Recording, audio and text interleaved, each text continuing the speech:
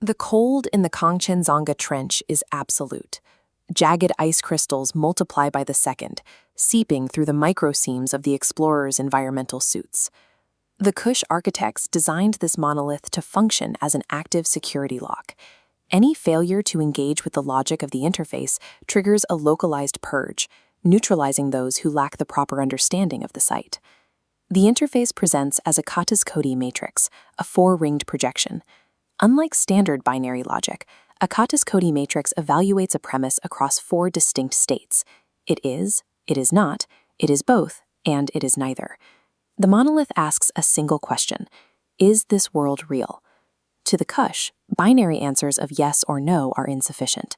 They are not looking for a passcode, but a demonstration of physics. Surviving the trench requires the explorers to override their immediate sensory instincts.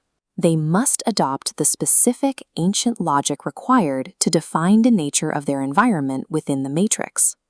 The first ring tests the claim that the world is strictly real. In the Kush system, real is a technical term reserved for things that possess permanence, the unchanging zero point of existence. This ice is constantly shifting, breaking, and melting beneath their boots.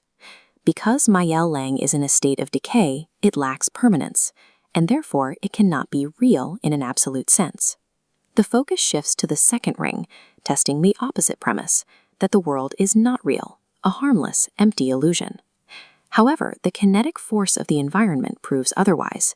The freezing of their regulators has physical consequence and weight. It is a measurable experience that can kill, so it cannot be dismissed as unreal. Reality is not a permanent fixture of the universe, nor a harmless dream. It is a temporary experience defined by physical impact and lethal risk. This leads to the third ring, the attempt to claim the world is both real and not real. This creates a structural error. You cannot perfectly combine the absolute, unchanging void with temporary kinetic decay. The logic fractures when attempting to hold two contradictory definitions of physics at once. This leaves only the fourth ring, the declaration that reality is neither real nor not real. This is the logic of the churn. Because the world is not permanent, it isn't real. But because it has force, it isn't not real. It exists only as a process of pure kinetic decay, a temporary, interdependent event. By acknowledging that their entire physical reality is merely a state of destructive kinetic energy, the explorers satisfy the monolith's requirements, granting them access to the data within. The monolith expands into a blinding spectrum of light, revealing a schematic of the manifold galaxy, where planets and stars are not solid spheres, but as swirling vortices of raw potential.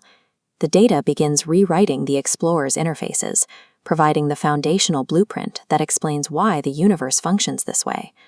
The blueprint defines Set 1 as raw, unrefined energy. This source material is a field of infinite, unorganized potential. Set 2 is the churn, the immediate kinetic decay following energy. Here, raw potential is caught in a destructive loop, breaking down instantly. This reveals the core problem of Kush physics. The raw potential of Set 1 cannot build a universe on its own, and the decay of Set 2 will inevitably tear any physical matter apart. To survive the decay of the churn, a specific structure must be imposed. This requires the geometry of the designer, the mathematical sequence used to build the ancient, lost core of the mandala.